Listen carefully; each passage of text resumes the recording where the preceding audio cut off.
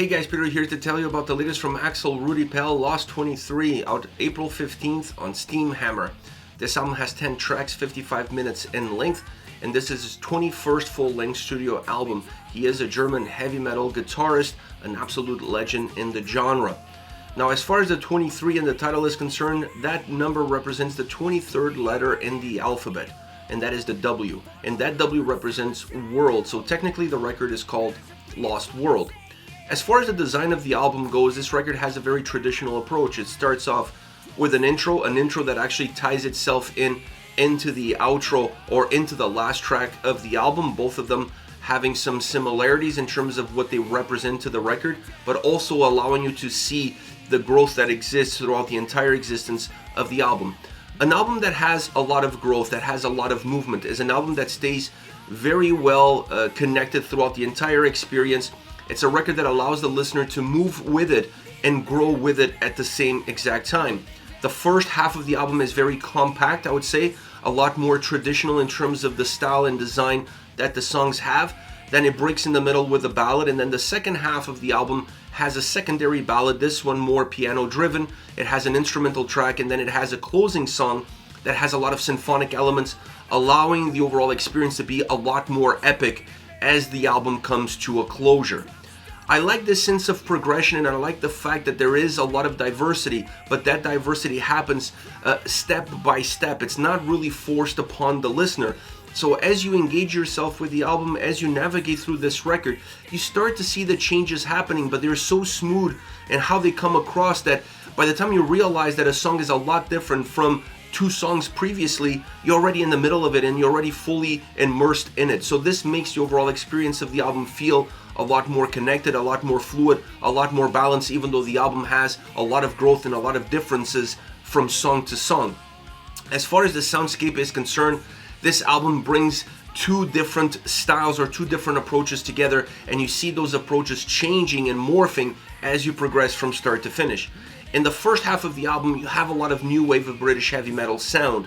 You also have a lot of hard rock, arena, hard rock approaches, which makes the tracks feel larger than life. They're absolutely massive, big sound, big presence. The sound travels extremely well. It feels very robust, but not necessarily in a way that overburdens the listener. It still gives you a simple way of digesting the material, of digesting the sound, digesting the vocals, digesting the lyrics, and connecting with them, because they're very hooky and very catchy all the way through. But because of the simplicity and big sound approach that the first half of the record has, it allows the listener to feel perhaps a little bit more connected with it. It makes the transition from track to track a lot easier.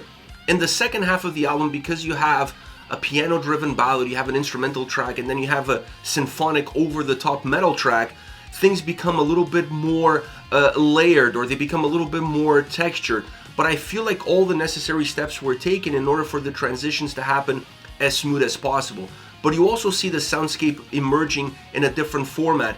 Not that it completely leaves the new wave of British heavy metal sound, not that it completely leaves that hard rock arena approach, but they become epic in a different way. They become perhaps more emotionally driven, and that's where you're going to take some of the experience that they have. The sound stays very similar, very big in its presence, but the emotional aspect that it's connected, not just with the sound, but with the lyrical content and with the vocal delivery, definitely sets that second half of the album apart, making it feel slightly different from what you experienced early on in the album.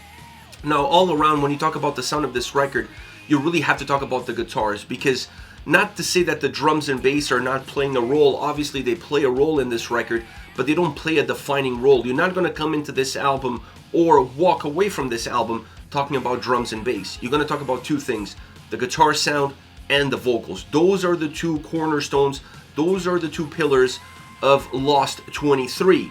Now, the guitar sound is phenomenal from start to finish. It doesn't matter if you're getting that new wave of British heavy metal. It doesn't matter if you're getting that arena hard rock sound. It doesn't matter if you're getting more of that symphonic epic metal approach that you see towards the tail end of the album. The guitars are just outstanding across each and every single song. Outstanding in the riffs, outstanding in the melodies, and definitely outstanding in the solos. This is a guitar clinic from start to finish for the guitar lovers, for the guitar aficionados.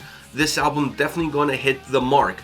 I love the solos on this record perhaps above everything else because they always added value to the quality of the songs. They added value to the structure, they added value to the design, and they enhanced the beauty and melodies and overall experience and atmosphere that the tracks had.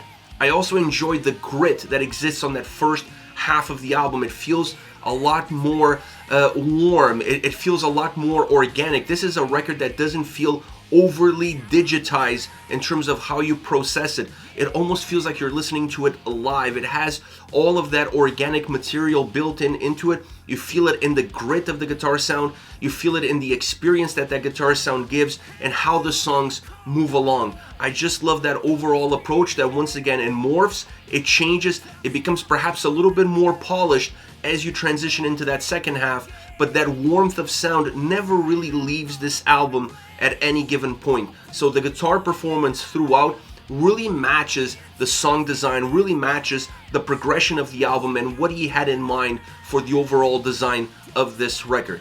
Now the vocals are phenomenal. Johnny has an incredible range. He can sing almost anything he sets his mind to, and this album is a perfect example.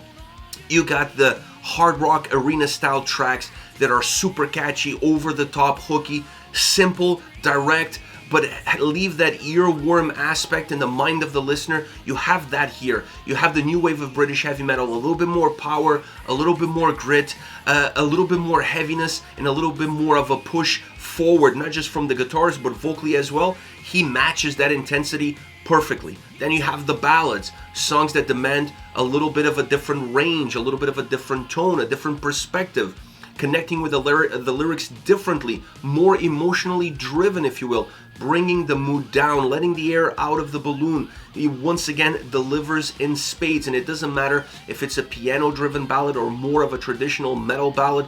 He does wonderfully in both camps with both songs. And then you have the finished track that feels more like a symphonic epic metal track. Once again, his range can go there as well, can deliver consistently from beginning to end. Doesn't really matter what the background is, doesn't really matter what the song calls for. His vocal range and his tone meets all the different criteria that this album sets forward. And in my opinion, this album sets forward a lot of different criteria from start to finish. So it really becomes a very demanding album vocally, but it doesn't feel that way. It comes across very smooth, like it was done with the greatest of eases, that really didn't have anything holding him back. Just absolutely phenomenal vocal performance. Once again, this is a record that you come in and you walk away talking about the guitars and talking about the vocals. These two condiments, these two cornerstones really set this album apart, making this a phenomenal listening experience, a phenomenal album, super entertaining, great playability, a very enjoyable record all around. As far as favorite songs are concerned, I want to start off with No Compromise. Great guitar sound, very powerful, very meaty. That live atmosphere, that organic sound really comes across in this track. You could almost feel like the guitars are right in front of you, like you're standing right next to the mic. And the way they vibrate, when they sound, it doesn't sound polished at all. It just sounds very earthy. I love this track because of that. This is a song that also gives the verses a little bit more of a direct melodic drive, and then the chorus absolutely explodes, making the song super catchy, super hooky, the perfect arena metal track, if you will, in terms of the movement that it has and how it brings the fans together, because it has that sing-along nature to it, and how the chorus feels so hooky with the lyrical content, with the vocal performance. It's a track that also has a great solo, a solo that complements the overall design and the overall atmosphere and vibe that the track puts forward. Next you have Freight Train. I absolutely love this song. It has more of a hard rock vibe than a metal vibe.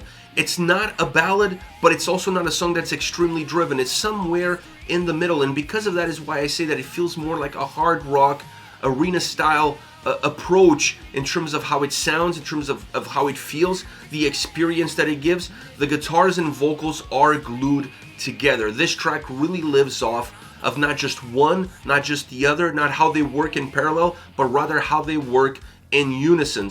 The vocals are amazing. The track really feels stretched out by the vocals. I really felt like they added a different layer, a different perspective to the track, because this song, the way it's put together sound-wise, because it moves very methodically, it has a tendency to feel more contracted, to feel more compounded. But the vocals, in terms of the delivery, they try to stretch out that track ever so slightly in order to give it a little bit more substance, in order to give the song a feeling of having a lot more depth, and that makes the track more memorable all around. A memorable track musically, vocally, and even lyrically, because the chorus is just phenomenal. Now, the solo on this track is definitely an extension of the song, and perhaps one of my favorites on the entire record, because I felt that for a track that moves very methodically, for a track that uses the vocals to extend its footprint, you need a solo that goes over the top, that goes against the grain, that changes the dynamic of the track, that infuses intensity, that infuses light, brightness, energy. And the solo did all of that, all of the above. The solo on this track definitely sets the track apart, definitely opens up the book, and gives a phenomenal performance that allows the track to have a moment of clarity within it, and that makes the song feel very robust all around. Last but not least, Follow the Beast, one of the more straightforward heavy metal tracks on this record. It's not very dynamic, it doesn't change a lot, it stays very constant, perhaps even more constant musically, but also has constant elements as far as the vocals are concerned. It's not a song that stretches either of those elements. They stay very connected, they stay working side by side with one another, allowing the track to stay on path, stay on course, never really deviating, moving forward at a very consistent speed with very consistent movement. But the fact that it carries a little bit of heaviness to it, the fact that it has a little bit more intensity, really allows this song to stand out, because it feels very punchy, it feels very direct from start to finish. This is it, Axel Rudi Pell with Lost 23, out April 15th on Steam Hammer. Let me know your thoughts on Axel Rudi Pell, on the album, on the singles. Use the comment section below. I'll be reading those and getting back to you. Take care, guys.